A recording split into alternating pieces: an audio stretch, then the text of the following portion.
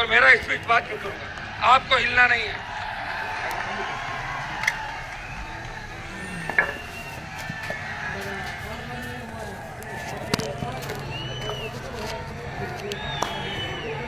जय भीम। और राजस्थान की महान जनता को मेरा दोनों हाथ जोड़ के नमस्कार, सत श्री अकाल, सलाम। मेरे प्यारे साथियों, सबसे पहले तो राष्ट्रीय लोकतांत्रिक पार्टी के 5वें स्थापना दिवस की आपको बहुत बहुत बधाई और मंगल कामनाएं। मैं इसलिए आपसे पहले ही माफी मांग रहा हूं क्योंकि मुझे जाना है। आप जानते हैं मैंने कभी मुसीबत में आपका साथ नहीं छोड़ा, लेकिन आज एक समस्या ये है कि जैसे आप प्यार करने वाले लोग यहाँ हो, ऐसे ही उत्तर प्रदेश में जो प्यार करने वाले लोग हैं उन्होंने भी सभा बुला रखी। उनकी सभा 11 बजे की थी। मैंने बड़ी मुश्किल से उनसे निवेदन करके कहा कि मैं थोड़ा देर से आऊंगा, आ जाऊंगा। तो मैं जो चंद बातें आपसे कहूंगा आप उनको सुन लेना, लेकिन मैं आपसे एक वादा कर रहा हूं कि जब तक मैं इस किसान कमेरी कौम को कुर्सी पे बैठने की ताकत यहाँ राजस्थान में हम लोग मिलकर दोनों भाई नहीं देते, तब तक मैं आपको छोड़ के जाने वाला नहीं। ये बात याद।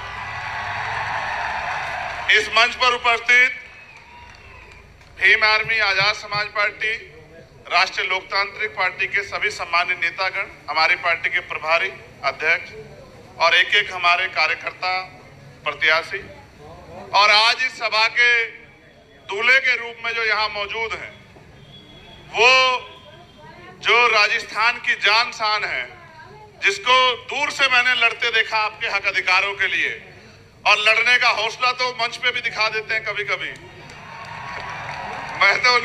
मैंने तो ये जिम्मेदारी ली है कि मैं इनको रोकता रहूंगा।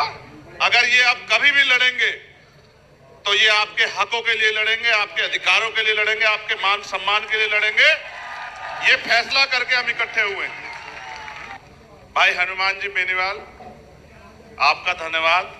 आपने इस रैली में हमें आमंत्रित किया। बहुत कम समय में आपने बहुत बड़ी ताकत यहां दिखाई। सम्मानित साथियों, समय समय पे भारत की धरती पे जन्मे सभी संतों, गुरुओं, महापुरुषों को नमन करता हूं और जिनको मैं नेता मानता हूं, जिनमें राष्ट्रपिता ज्योतिबा फूले, साहू जी महाराज, डॉक्टर बाबा साहब अंबेडकर, सर छोटू राम, चौधरी चरण सिंह, मामना रामस्वरूप वर्मा, मान्यवर दीना भाना वाल्मीकि, ऐसे बहुत सारे महापुरुष जिन्होंने अपना पूरा जीवन हम कमजोर कमेरों को, किसानों को आगे बढ़ाने के लिए लगाया। उनके उस रास्ते को आगे बढ़ाते हुए मैं और ये जब बैठे, चर्चा तो बहुत दिन से चल रही थी। 2 घंटे में हमने अगर कोई बात की थी तो वो राजनीतिक नहीं थी। पूरे 2 घंटे में एक ही बात हुई कि राजस्थान के युवा, राजस्थान के किसान, यहाँ की बहनें, माएं, बच्चियां, यहाँ के बच्चे, यहाँ के बुजुर्ग, इनका भविष्य राजस्थान में कैसे संवरे, इनके भविष्य में 4 चांद कैसे लगे। जो उम्मीदें लोकतंत्र में बनाई गई थी वो राजनीतिक लोकतंत्र, सामाजिक लोकतंत्र में कैसे स्थापित हों। मेरे आज भी याद है, देश गुलाम था और डॉक्टर बाबा साहब अम्बेडकर और सर छोटू राम इस बात के लिए लड़ रहे थे कि जिनको हाशिए पे रखा गया व्यवस्था में, उनको कैसे तरक्की दी जाए।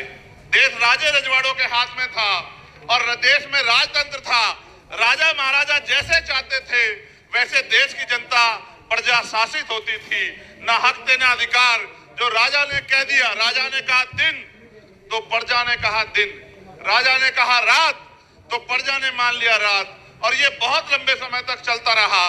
फिर एक ऐसा समय आया कि देश में लोकतंत्र आया। देश में जब लोकतंत्र आया तो समस्या ये थी कि एक तरफ आर्थिक रूप से गैर बराबरी थी, एक तरफ बड़े बड़े महल और एक तरफ गरीबों की झोपड़ियां, दूसरी तरफ सामाजिक आधार पर गैर बराबरी थी, छुआछूत थी, ऊंच नीच थी। मैंने चौधरी कुंभाराम आर्य के आंदोलन को पढ़ा कि किस तरह से उन्होंने लोगों को जगाने के लिए कितना काम किया और किस तरह से आपका नेतृत्व किया समाज को अपने पैरों पर खड़ा करने के लिए। असल लड़ाई ये थी कि लोकतंत्र तो आया था, लेकिन पैसे वाले लोगों ने तय किया कि वोट इनके पास चला गया है। वोट को रोकने के लिए भी षड्यंत्र हुए। कोई कहता वोट उसको मिलेगा जो पैसा वाला है, कोई कहता उसको वोट का अधिकार मिले जिसके पास जमीन जायदाद है, कोई कहता उसको जिसके पास व्यापार है। हमारे नेता लड़ रहे थे कि लोकतंत्र तब होगा जब अंतिम व्यक्ति को भी सरकार चुनने का अधिकार मिलेगा। ये राजतंत्र नहीं है कि राजा चंद लोग चुन के तय कर दें। ये लोकतंत्र है, जनता जिसे चाहेगी, चाहे वो किसान का बेटा हो, चाहे वो मेहनत कश कौम का बेटा हो, चाहे वो गरीब का बेटा हो, उसको आगे बढ़ाना चाहे तो बढ़ा सकती है। तमाम साजिशों के बाद जब बाबा साहब अम्बेडकर ने अपने 4 बच्चों की कुर्बानी के साथ आपको वोट का अधिकार दिया, तो लोगों ने कहा, जो विरोधी लोग थे, कि वोट इनके पास है, नोट हमारे पास है, इनकी वोट को नोट से खरीद लेंगे, लोकतंत्र आने नहीं देंगे। हमारे महापुरुष घर से निकले, गली गली गए, लोगों को समझाने का काम किया है। मेरे सीधे साधे लोगों, अपनी ताकत को समझो। ये वोट आपको गुलामी के लिए नहीं मिली, ये वोट आपको बिकने के लिए नहीं मिली। मेरे आज भी याद है मान्यवर काशी राम साहब, उन्होंने अपने जीवन की एक सुख सुविधाएं लगा दी। मगर मैं मानता हूं परिवर्तन एक सतत प्रक्रिया है। चंद दिनों में नहीं बदलाव हो सकता था। ताकतवर लोगों ने रास्तों में कठिनाइयां लगाई। आज जब हम आ रहे थे, रथ चल रहा था, सामने को रुकावट आ गई, तो हनुमान जी बेनीवाल मुझसे बोले, पत्रकार साथी भी वहां थे, कि ये रथ रुकेगा नहीं। ये रथ अब अगर रुकेगा तो जयपुर की कुर्सी में बैठ जाके रुकेगा। तो वो बात मेरे दिल में आई कि कितनी कठिनाइयों के बाद भी जो फैसले हमने लिए वो मजबूत होते गए। हमारे महापुरुष निकले, लोगों को जगाते रहे। आज उस कारवां को, उस एकता को, जो नेचुरल एकता है, मैं आपको दिल से कह रहा हूं और मैं आपको चेतावनी के तौर पे भी कह रहा हूं। आज हमने एकजुट बना, एक गठजोड़ बनाया गांव में रहने वाली, क्योंकि शहर की अपेक्षा गांव में हमारे ज्यादा लोग रहते हैं, उनके चेहरे पे खुशहाली आई। मुझे मेरे साथियों ने बताया कि जो कल तक डर रहे थे गांव में, उनको ये पता लगा कि मजबूत पहरेदार खड़े हो गए हैं, एकता बन गई है और परिवर्तन होकर रहेगा। ऐसी लहर जो जब छाई, तो इसके विरोध में मैं चेतावनी के तौर पे कह रहा हूं, हो सकता है जातिगत झगड़े करा दिए जाएं, हो सकता है कि लोगों को गुमराह किया जाए। यह हमारी मातृशक्ति बेटी है, आपके भविष्य का फैसला है। अन्याय अत्याचार उस कौम पे होंगे जिनके पास राजनीतिक शक्ति नहीं होगी। और मैं नौजवानों से कहना चाहता हूं, अगर अपना उचित भविष्य चाहते हो, रोजगार चाहते हो, 90 लाख वोटर हो आप लोग राजस्थान में, जो नौजवान है, जो फैसला करेगा कि कुर्सी पे कौन बैठेगा, मैं उन सबको कहना चाहता हूं। मैं एक नौजवान हूं, बेरोजगारी के दर्द को समझता हूं और ये भी समझता हूं कि किस तरह माँ बाप अपने बच्चे का पेट काट काट के आगे बढ़ाते, जमीन पे गिरवी रखे। और किसान का मेरी कौम से आता तो जानता हूं, हमारे तो सारे रास्ते बंद कर दिए। हमारे लोग आर्मी में चले जाते थे तो अग्निवीर बना के हमारा फ्यूचर खत्म कर दिया। पुलिस में और फोर्स में जाते थे, भर्तियां बंद है। और जो भर्तियां होती है, पेपर लीक होता है, सामूहिक बस में बैठ के बिना सत्ता के संरक्षण में नहीं हो सकता। महंगाई बेरोजगारी ने कमर तोड़ दी है। और आपको जान के आश्चर्य होगा मेरे लोगों, एनसीआरबी का डाटा कहता है कि महिलाएं यहां सुरक्षित नहीं है। इस प्रदेश को मजबूत और सुरक्षित हाथों की जरूरत है। और जब मैं देखता हूं तो कोई नजर नहीं आता। अगर कोई नजर आता है आपके रक्षक के रूप में, आपके सुरक्षा कवच के रूप में, तो मेरा भाई है हनुमान जी बेनीवाल, जिसपे मुझे भरोसा है कि वो हर मुसीबत को अपने सीने पे लेके आपकी रक्षा सुरक्षा करेगा। और इसी बात के साथ हम इकट्ठा हुए कि 80 लाख लोग वो जिन्होंने भारतीय जनता पार्टी कांग्रेस के खिलाफ वोट किया और 90 लाख नया वोटर। और हम गली गली जाएंगे। आज भले मेरे पास समय कम हो, लेकिन रोज समय कम नहीं रहेगा। मैं आपकी गली गली ढाणी ढाणी आऊंगा आपको जगाने के लिए। और आपसे निवेदन करूंगा मेरे लोगों, अगर चाहते हो कि नासिर जुनैद के साथ जो हुआ, असगर के साथ जो हुआ, एसआई मीणा जी के साथ जो हुआ, अगर चाहते हो इस सरकार को, पीसी सरकार को देखो, जो आपसे कहेंगे कि बीजेपी के नाम पे हमें वोट दो, बीजेपी आ जाएगी। आप याद करो, इंद्र मेघवाल, जितेंद्र मेघवाल, ओम प्रकाश रायकर, तोलाराम गुजर, आप याद करो कितने जुल्म हुए। और अगर कोई लड़ रहा था, लड़ना चाहिए था विपक्ष को, जो मुख्य विपक्ष है। आप बताओ और अपने मन से बताना, क्या भीम आर्मी या हनुमान जी बेनीवाल की टीम के अलावा कोई लड़ रहा था? क्या आप बताओ, क्यों नहीं लड़ रहा था? क्या हमारी वोट की कोई वैल्यू नहीं है? मैं आपसे कहना चाहता हूं, आपने लोकतंत्र आने के बाद अपनी शक्ति को नहीं समझा। आपने लोकतंत्र आने के बाद इन लोगों पे भरोसा किया। हर 5 साल बाद आप वोट देते हो, कभी इनसे पिट के इनको वोट देते हो, कभी इनसे पिट के इनको वोट देते हो। ए मेरे लोगों, वोट का अधिकार शक्ति का अधिकार है, शक्ति का सूत्र है। आपकी जो समस्याएं हैं, मैं ऐलान करके कह रहा हूं, बिना अपने भाई से पूछे, आपकी जो समस्या आज आप लिख के दे जाओ। मैं पूरे राजस्थान के वासियों से कहना चाहता हूं, अपनी समस्याओं को लिख के दे जाओ। ये तुमसे झूठे मैनिफेस्टो लेके आते हैं, रोजी रोटी के लिए वोट नहीं है।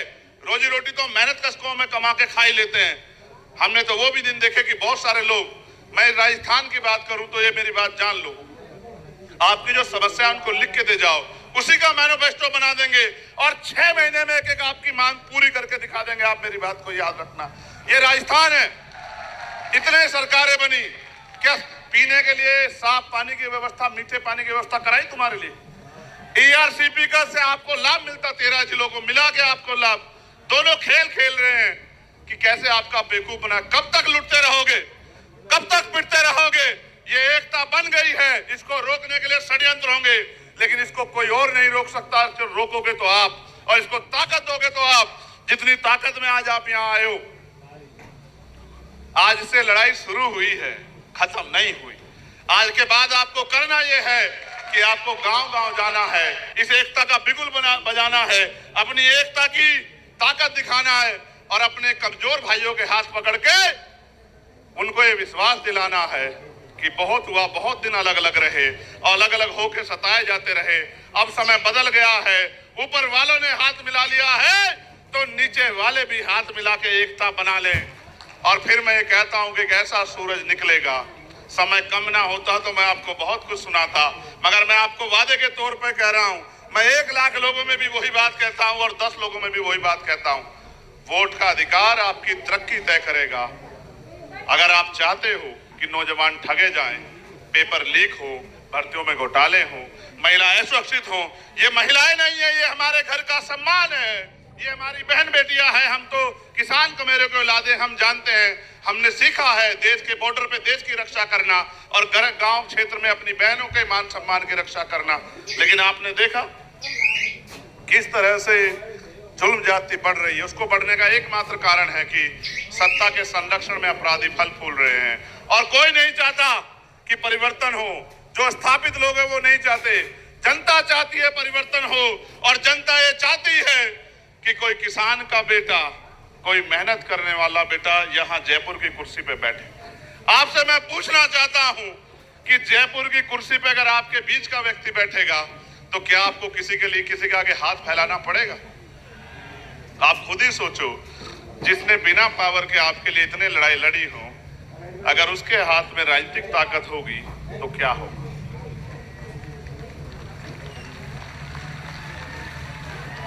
वो आपको बहकाने का प्रयास करेंगे, आपको बांटने का प्रयास करेंगे, आपको लालच देने का प्रयास करेंगे। आपने देखा नहीं, जब से मोर्चे की सुगबुगाहट हुई, कहीं की तो लिस्टें बदल गई हैं, कहीं की लिस्टों पे रिव्यू चल रहा है, कहीं घोषणाएं गारंटी दी जा रही है। मैं ये पूछना चाहता हूं, जिनकी सरकारें थी उनको गारंटी क्या जरूरत है? कर देते ना। अगर आप नहीं कर सकते हो, मौका दे के देखो हमारे भाई को, फिर आप बताना आपका 5 साल का काम और 6 महीने में जो करेंगे, इतिहास याद रखेगा कि किसी बहादुर ने ताकत संभाली है।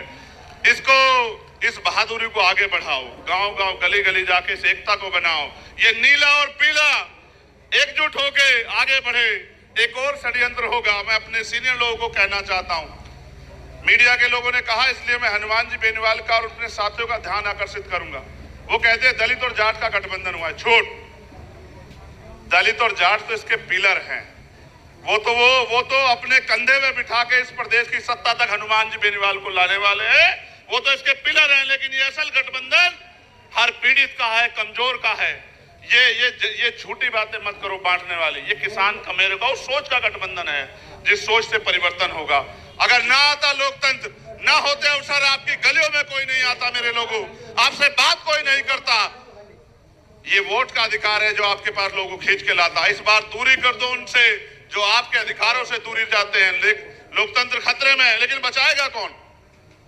ये जो नीले झंडे वाले हैं, ये जो किसान कमेरों के बेटे, मैं पूछना चाहता हूं कि अगर भारतीय संविधान खतरे में है तो ये स्थापित दल तो ये क्यों खतरे में आया?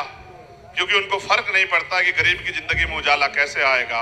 अगर वास्तविकता में चाहते हो, ये आज के ये सिर्फ विधानसभा का अलायंस नहीं है, हमने तय किया है कि उत्तर भारत में हम इस अलायंस को लेके जाएंगे। और इसका प्रशिक्षण बताता हूं, मीडिया के लोग एनालिसिस कर लेना। उत्तर प्रदेश के खतौली में एक सीट पड़ती है जो 3 बार से भारतीय जनता पार्टी जीतती आई, 3 बार से, और वो कहते हैं हमारी घर की सीट है। और मीडिया ने भी कहा इसको हरा नहीं सकते। जब हमने वहां किसान कमेरों का गठजोड़ बनाया तो 22,500 से हरा के भेजा भारतीय जनता पार्टी को, 22,500 से, क्योंकि हम काम करना जानते हैं और हम ये भी जानते हैं कि लड़ाई कैसे लड़नी है, और हम ये भी जानते हैं कि किसको कैसे तैयार करना है। मैं मानता हूं कि हम दोनों की ताकतें एक जैसी है, दोनों भाइयों की। कहते हैं संघर्षों के साए में घनघोर जवानी पलती है और इतिहास उधर झुक जाता है जिस ओर जवानी चलती।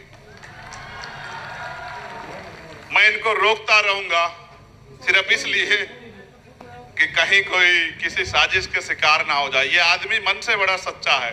गुस्सा इसलिए करता है, क्रिकेट अगर देखोगे तो समझ आएगा, जो ऑलराउंडर होता है ना वो सारी पिच पे घूमता फिरता है कि कहीं से टीम कमजोर ना पड़ जाए, इसलिए अपने लोगों को डांटता है और मन से डांटता है, प्यार करता है, वैसे नहीं डांटता।